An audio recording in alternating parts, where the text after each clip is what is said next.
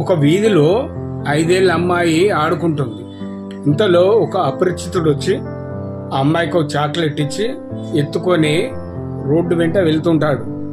ఆ వీధి చివరిలో ఉన్న ఒక పెద్ద ఆయన, ఎవరు బాబు నువ్వు, ఈ అమ్మాయిని ఎడు తీసుకెళ్తున్నావు అంటే, లేదు మా అమ్మాయి అది అని ఏదో చెప్తాడు. ఆ అమ్మాయి ఏడుస్తూ ఉంటది. వాడిని బెదిరించి గట్టిగా 4 మాటలు అనేసరికి వాడు పాపను వదిలేసి వెళ్ళిపోతాడు. ఆ పాపను ఎత్తుకొని వాళ్ళ కాలనీలో ఉంటది కాబట్టి ఆ పెద్ద ఆయన వాళ్ళ ఇంటికి వెళ్తాడు. ఇంట్లో ఏం జరుగుతుందంటే, ఆ పాప వాళ్ళ అమ్మగారేమో మొబైల్ చూసుకుంటూ చాలా బిజీగా ఉంటది. పాప వాళ్ళ అమ్మమ్మ గారేమో టీవీ చూసుకుంటూ బిజీలో ఉంటుంది.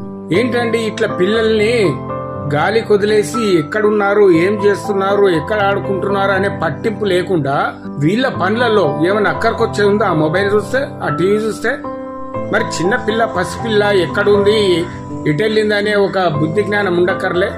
ఈ రోజు వార్తల్లో చూస్తున్నాం పసిపిల్లల మీద ఆకృత్యాలు, అత్యాచారాలు.